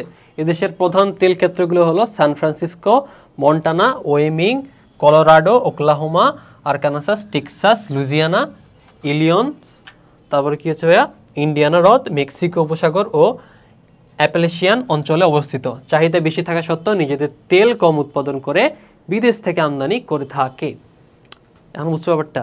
তোমার একটু যে বললাম যে যুক্তরাষ্ট্র মানে এই দেশটা কি করতেছে, তার একটা নজির হচ্ছে চাহিদা বেশি থাকা সত্ত্বেও নিজেদের তেল কম উৎপাদন করে বিদেশ থেকে আমদানি করবে। বলে ভাই আগে তোরগুলো দে, তোরগুলো খায় দায় মেঘে শেষ করব, তারপরে আমারগুলো যখন থাকবে সারা পৃথিবীতে হাহাকার লাগা যাবে, তারপরে বলে ভাই আমার কাছে তেল আছে, তো আমরা ডাবল ট্রিপল চতুর্থ গুণ দামে বিক্রি করব, অথবা আমরাই শুধু ইউজ করব, ঠিক আছে? ডিপ্লোমেসি, কানাডা আসবে। দেখো কানাডা বর্তমানে তেল উত্তোলনে বিশ্বের চতুর্থ, ঠিক আছে। পৃথিবীর বিভিন্ন অঞ্চলে তেলের খনি আছে। আলবার্টা প্রদেশের এডমন্টন ও ক্যালগারি তেল উৎপাদনের জন্য বিখ্যাত। এছাড়া ডট ডট ডট যেগুলো আছে তোমরা পড়ে নিবা। এখন দেখো দক্ষিণ আমেরিকা আমরা দেখি ভেনিজুয়েলা। ভেনিজুয়েলা দক্ষিণ আমেরিকার মহাদেশের প্রধান তেল উৎপাদন করে দেশ, এটা ইম্পর্টেন্ট। এদেশের ম্যারাকাইবা হ্রদের তীরবর্তী এলাকায় প্রচুর পরিমাণে কি খনিজ তেল সঞ্চিত আছে। এছাড়া কি অরিনকো নদীর বদ্বীপ এলাকা থেকেও প্রচুর তেল উত্তোলন করা হয়। ভেনেজুয়েলার অভ্যন্তরীণ চাহিদা কম থাকে, এই কারণে তারা রপ্তানি করে, ঠিক আছে। আফ্রিকাতে আসি, নাইজেরিয়াতে দেখো ভাইয়া, নাইজেরিয়ার প্রধান খনিজ তেল উৎপাদনকারী দেশ আমাদের কি নাইজেরিয়া, আফ্রিকার। এদেশের নাইজার নদীর বদ্বীপ এলাকায় অধিকাংশ তেল খনিগুলো অবস্থিত। এছাড়া কি হচ্ছে দেশের সমুদ্র সীমায় মহিষবানে অবস্থিত তেল ক্ষেত্র থেকেও প্রচুর তেল উত্তোলন করা হয়। নাইজেরিয়ার অভ্যন্তরীণ চাহিদা কম বলে অধিকাংশ তেল বিদেশে রপ্তানি করে থাকে, ঠিক আছে। এখন দেখো আন্তর্জাতিক বাণিজ্য আমরা দেখি, আন্তর্জাতিক বাণিজ্যে তেলের মতো গুরুত্বপূর্ণ খনিজ সম্পদ আর দ্বিতীয়টা নাই। বর্তমানে হট টপিক হচ্ছে আমাদের এই তেল তেল তেল, ঠিক আছে। স্বল্প কয়েকটি দেশ তেল সম্পদে সমৃদ্ধ হয় এবং তেলের ব্যবহার বিশ্বব্যাপী ব্যাপক ও বহুমুখী হয়। এছাড়া আন্তর্জাতিক বাণিজ্যে এটি রাজনৈতিক হাতিয়ার হিসেবে ব্যবহৃত হচ্ছে, অ্যান্ড ভবিষ্যতেও হবে। কীভাবে হবে তোমাদেরকে একটু আগে আমি আইডিয়া দিয়েছি, ঠিক আছে। তো আচ্ছা, তোমাদের মেনলি এটা জিও পলিটিক্স, যখন তোমরা যদি কেউ ইন্টারেস্টেড হও সেটা তোমার কি মানে ক্যাচ করতে পারবা খুব ইজিলি, ঠিক আছে, জিও পলিটিক্সের ক্ষেত্রে। খনিজ তেলের পরিশোধিত ও অপরিশোধিত কী হচ্ছে উভয় প্রকারে রপ্তানি করা হয়। অপরিশোধিত খনিজ তেল রপ্তানিকারক দেশগুলোর মধ্যে হচ্ছে Kuwait, Iraq, Iran, Saudi Arabia, Mexico, Colombia, Venezuela, Indonesia, Nigeria, Libya, আলজেরিয়ার প্রভৃতি প্রধান। আর আমদানিকৃত দেশগুলোর মধ্যে হচ্ছে যুক্তরাষ্ট্র, যুক্তরাজ্য, France, Japan, Germany, Italy, Bharat, Pakistan, Malaysia, Korea, Australia ইত্যাদি প্রধান। এখন ওপেক আসি, তোমরা সার্ক পড়ছো, এই আসিয়ান পড়ছো অথবা ইউনেস্কো পড়ছো, তো এটা তো অনেকটা গুরুত্বপূর্ণ, ঠিক আছে, যে তেল সমৃদ্ধ দেশগুলো। সো এখানে দেখো OPEC, organization of petroleum exporting countries, organization of petroleum exporting countries. OPEC হচ্ছে পেট্রোলিয়াম রপ্তানিকারক দেশগুলোর একটি আন্তঃসরকারি সংস্থা। এর সদস্য মোট 13টি দেশ, ঠিক আছে। কটা দেশ? 13টা, মনে রাখবো 13টা দেশ। তো খনিজ তেলের ব্যবহার ও গুরুত্ব, ঠিক আছে। কৃষিক্ষেত্রে কি হয় ভাইয়া, আধুনিক কৃষি অনেকাংশে নির্ভরশীল। প্রয়োজনীয় কৃষি যন্ত্রপাতি পরিচালনা সংরক্ষণ, ঠিক আছে, পরিচালনা সংরক্ষণ ও তোমার কি তেলের ব্যাপক ব্যবহার হয়। শক্তি উৎপাদন, আধুনিক সভ্যতায় কি শক্তি উৎপাদনে কয়লার পরিবর্তে গিয়ে অনেকখানে আমরা কি এখন খনিজ তেল ইউজ করতেছি। কোনটাতে ইউজ করতেছি? আগে আমরা কি স্টিম ইঞ্জিন ইউজ করতাম, এখন কি আমরা কম্বাস্ট ইঞ্জিন ইউজ করি, ঠিক আছে। তবে পূর্বে কি হচ্ছে ভাইয়া, পূর্বে তাপবিদ্যুৎ কেন্দ্রে কয়লা ইউজ করা হইতো, এখন বর্তমানে ডায়নামোতে খনিজ তেল ব্যবহার করা হয়, ঠিক আছে। শিল্প কারখানায় কি বর্তমান বিশ্বে প্রায় সকল শিল্পই প্রত্যক্ষ পরোক্ষভাবে খনিজ তেলের উপর নির্ভর করে ওঠে, ঠিক আছে। এদের মধ্যে কোনো কোনো শিল্পে খনিজ তেলের উপজাত সামগ্রী কাঁচামাল হিসেবে ইউজ করা হয়। এ ধরনের শিল্পগুলো হচ্ছে পিচ, মোম, বার্নিশ, প্যারাফিন, কালি, ওষুধ, কৃত্রিম বস্ত্র, তন্তু প্রসাধনী, রাবার, ফিল্ম, রাসায়নিক পদার্থ ইত্যাদি, ঠিক আছে। তো রাস্তার যে পিচগুলো হয়, বিটুমিন যে দেয়, বিটুমিন জিনিসটা কী হয়, ওটা তো পেট্রোলিয়াম জাতীয় পদার্থ থেকে আসে, পেট্রোলিয়াম থেকে বিটুমিন আসে, সব থেকে তলানিতে ওটা থাকে, ঠিক আছে। তাছাড়া শিল্পে কিছু শক্তি জোগাতে বিদ্যুৎ তৈরি, যন্ত্রপাতি সংরক্ষণ, তখন কি খনিজ তেলের ব্যবহার হয়ে থাকে। এখন দেখো পরিবহন ক্ষেত্রে কি আমরা একটু আলোচনা করছি এটা নিয়ে, মোটর গাড়ি, ট্রাক, লরি, যতগুলো তোমার কি ইঞ্জিন চালিত আছে সবগুলোতে কি হচ্ছে ভাই এখানে তেল ইউজ হয়, ঠিক আছে। এছাড়া ওষুধ প্রসাধনী তৈরি, কীটনাশক ও আলো সৃষ্টিতে খনিজ তেল ব্যবহার করা হয়, ঠিক আছে। তো মেনলি এখানে পৃথিবীর কোন কোন জায়গায় খনিজ তেল আছে সেটা নিয়ে তোমার কি এখানে ম্যাপে দেখাই দিচ্ছে, ঠিক আছে। তো যেই দেশগুলো নিয়ে আমরা আলোচনা করলাম সেগুলো সব এখানে দেখাই দিচ্ছে, ওকে। এটা মিডল ইস্ট, এটা তোমার কি আফ্রিকার অঞ্চল, এটা এই পাশে চীনে আছে, চীনে কয়েকটা দেখাইছে, তারপর রাশিয়াতে কয়েকটা দেখাইছে, আর আমাদের কি যুক্তরাষ্ট্র, হ্যাঁ যে যুক্তরাষ্ট্র তোমার এখানে যুক্তরাষ্ট্রগুলো দেখাইছে, এবার সে ক্যানাডার অংশ আছে, তারপরে আমাদের কি এই সাউথ আমেরিকা আমরা আসি, ব্রাজিলের ক্ষেত্রে, ওকে, মেক্সিকো, কলম্বিয়া, পেরু, আর্জেন্টিনা, আর হচ্ছে কি আমাদের আফ্রিকা আসে কি আমাদের নাইজেরিয়া ছিল ওখানে, আর কি ছিল ভাইয়া, যদি ইউরোপের দিকে যাই আমাদের কি এই পোর্শনটাতে, আর বেশ হচ্ছে রাশিয়াটা, ঠিক আছে। তো এই অস্ট্রেলিয়া আছে। তো পরীক্ষায় আসলে ভাইয়া এরকম করে চিত্রটা তুমি চিহ্নিত করে দেওয়ার চেষ্টা করো, ঠিক আছে। নামগুলো না দিলেও হবে, তুমি দুই একটা তুমি পয়েন্ট আউট করে দিতে পারো, সেটাই কিন্তু ইনাফ, ঠিক আছে। তো বিশ্বের দেখো ভাইয়া, বিশ্বের প্রধান শক্তি সম্পদ প্রাকৃতিক গ্যাস। প্রাকৃতিক গ্যাস একটি কি হচ্ছে ভাই অতি গুরুত্বপূর্ণ খনিজ সম্পদ, যা কি হচ্ছে তেল থেকে তোমার যা তেল খনি থেকে নির্গত হয়। মানে প্রাকৃতিক গ্যাসটা আমি কি বললাম ভাইয়া, তেলের উপরে কি থাকবে, গ্যাস, তার তেলের নিচে কি থাকবে, পানি, ঠিক আছে। এই গ্যাস তেলের উপর ভাসমান অবস্থায় থাকে। সাধারণত পৃথিবীতে মিথেন, হাইড্রোজেন সালফাইড এবং কার্বন ডাইঅক্সাইড এই 3 ধরনের প্রাকৃতিক গ্যাস পাওয়া যায়। Methane, hydrogen sulphide, carbon dioxide.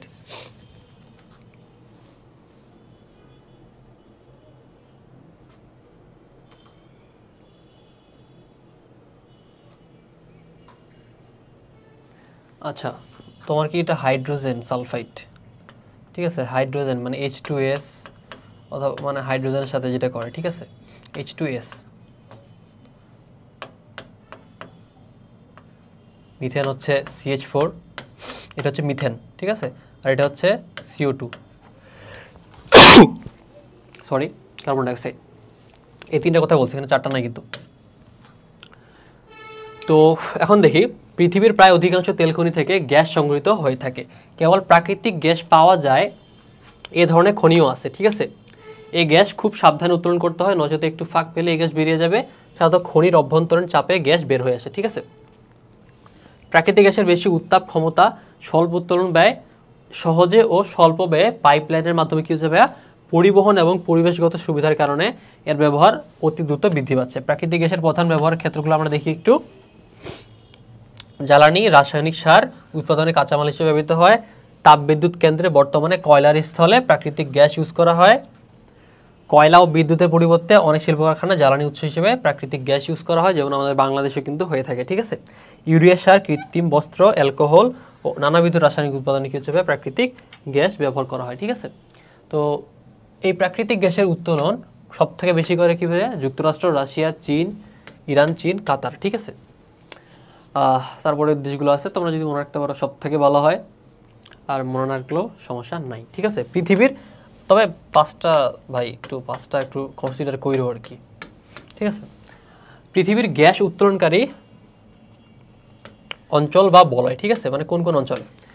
যুক্তরাষ্ট্র আমরা দেখি ভাইয়া প্রাকৃতিক গ্যাসের উত্তোলনের প্রথম স্থান অধিকার করে আমাদের কি যুক্তরাষ্ট্র, ঠিক আছে। দেশটি 2021 সালে কি করছে আমাদের 934.2 বিলিয়ন ঘনমিটার গ্যাস উত্তোলন করছে। এদেশের কি হচ্ছে টেক্সাস, লুইজিয়ানা, পশ্চিম ভার্জিনিয়া, কানসাস, ওকলাহোমা, ক্যালিফোর্নিয়া প্রধান গ্যাস ক্ষেত্রগুলো অবস্থিত। কারণ রাশিয়া দেখি ভাইয়া, রাশিয়া অঞ্চলে গ্যাস খনি সমৃদ্ধ, ঠিক আছে। রাশিয়া অঞ্চলে গ্যাস খনি সমৃদ্ধ। প্রাকৃতিক গ্যাস উত্তোলনে দেশটি বিশ্বে কি ভাইয়া আমাদের দ্বিতীয় অবস্থানে আছে, ঠিক আছে, আমাদের কি রাশিয়া।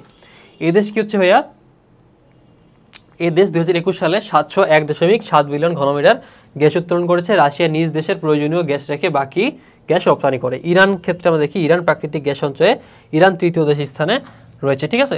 তোমার যেখানে তুমি গ্যাস পাবা, মানে তোমার খনিজ মানে তেল পাবা, সেখানে কিন্তু মানে তুমি গ্যাস পাবা অনেকাংশে, ঠিক আছে। অনেক অঞ্চলে তোমার তেলও আছে প্লাস গ্যাসও আছে। 2021 সালে প্রাকৃতিক গ্যাস উত্তোলনের কি হচ্ছে পরিমাণ, এটা হচ্ছে আমাদের ইরানের, যদি আমরা দেখি তৃতীয় স্থান হচ্ছে ইরান। 21 সালে কি প্রাকৃতিক গ্যাস উত্তোলনে হচ্ছে 256.7 বিলিয়ন ঘনমিটার। ইরানের অধিকাংশ তেল ক্ষেত্র কি হচ্ছে ভাইয়া,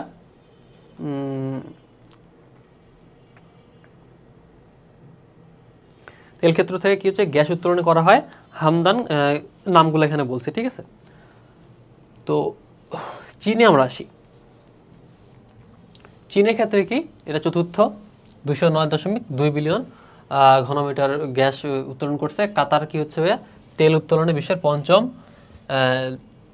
2021 সালে কত 177 বিলিয়ন ঘনমিটার গ্যাস উৎপন্ন করছে, উত্তোলন করছে না উৎপন্ন। কানাডা কত ষষ্ঠ,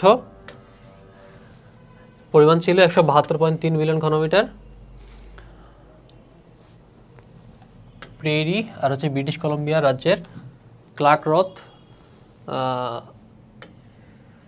এই অঞ্চলটা তোমার কি বুইক ক্রিক ও ব্লবেরি অঞ্চল প্রাকৃতিক গ্যাসের তোমার কি উৎপাদনের জন্য প্রসিদ্ধ। ঠিক আছে, এখন অস্ট্রেলিয়া যদি আমরা আসি, এটা কত? অস্ট্রেলিয়া সপ্তম। ঠিক আছে, 447.2 ঘনমিটার, 2 বিলিয়ন ঘনমিটার। ঠিক আছে, সৌদি আরব যদি দেখি 21 সালে প্রাকৃতিক গ্যাস উত্তোলনের পরিমাণ 117.3 বিলিয়ন ঘনমিটার।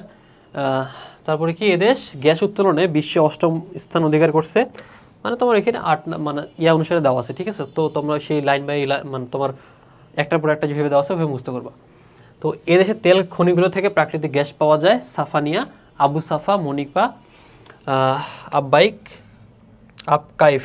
কাইক। ঠিক আছে, প্রভৃতি তোমার কি তেলক্ষেত্র থেকে প্রাকৃতিক গ্যাস পাওয়া যায়। নরওয়েতে যদি আমরা দেখি, নরওয়ে গ্যাস সম্পদে সমৃদ্ধ একটি দেশ। ঠিক আছে, নরওয়ে গ্যাস সম্পদের একটি সমৃদ্ধ দেশ, গ্যাস সম্পদে সমৃদ্ধ। এদেশের গ্যাস উত্তোলনে বিশ্বের 9ম, 2021 সালে 114.3। তুর্কমেনিস্তান 10 নম্বরে আছে 79.3। ঠিক আছে, 10ম স্থান। ওকে, তো এখানে তোমার কি মেনলি পয়েন্ট আউট করে দেখাই দিছে কোন জায়গায় আছে, ভারতে কয়টা অঞ্চলে আছে, বাংলাদেশে তো অবশ্যই গ্যাস আছে, তারপরে তোমার কি ভাই এখানে চীনে গ্যাস দেখাই দিছে এরা, এপাশে আমাদের রাশিয়াতে, জাপানে আছে। ওকে, আর আমাদের ইউরোপের বেশ কয়েকটা অঞ্চলেও আছে। ঠিক আছে, আর হচ্ছে কি আমাদের উত্তর আমেরিকাতে অনেকগুলো, দেখছো এটা হচ্ছে কানাডার দিকে আছে।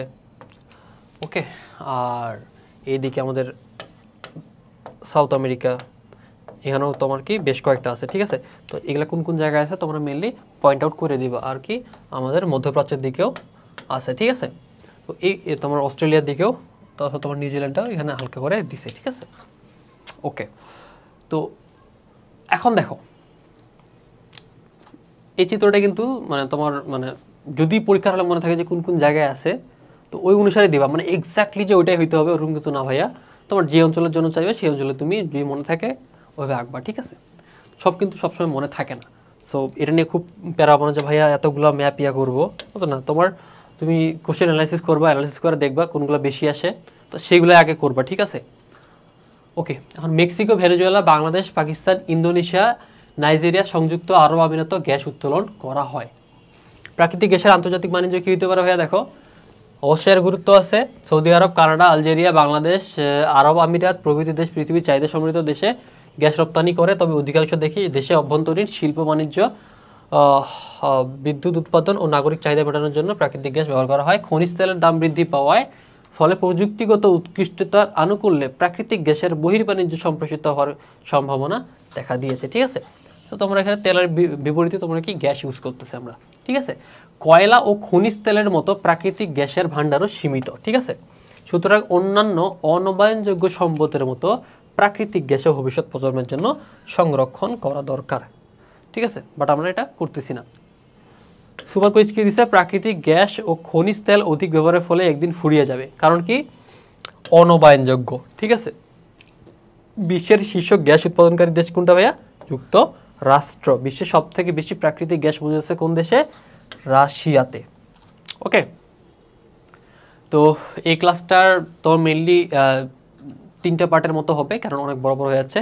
তো এটা ছিল তো আমাদের কি প্রথম পার্ট। ঠিক আছে, এই প্রথম পার্টে আমরা কি মেনলি করলাম, মেনলি কয়েকটা এখানে পয়েন্ট, মেনলি তোমার কি এখানে আমরা গ্যাস পড়লাম, তারপরে তেল পড়লাম। ঠিক আছে, তেল, তারপর হচ্ছে আমরা কয়লা পড়লাম, তারপর টাইপগুলো পড়লাম কি কি ধরনের আছে সব মিলায়। ঠিক আছে, তো ওকে, এটা তোমার মেনলি কি হচ্ছে ভাইয়া? এটা আমাদের কি পার্ট 1। ঠিক আছে, এটা হচ্ছে পার্ট 1, এটা প্রথমে বলা হয়নি, তো এখানে তোমার কি বলে দিলাম। ঠিক আছে, এটা পার্ট 1, এবার পার্ট 2, পার্ট 3 আসবে। ঠিক আছে, তো তোমাদের সকলকে ধন্যবাদ, সবাই ভালো থাকো, সুস্থ থাকো, আসসালামু আলাইকুম।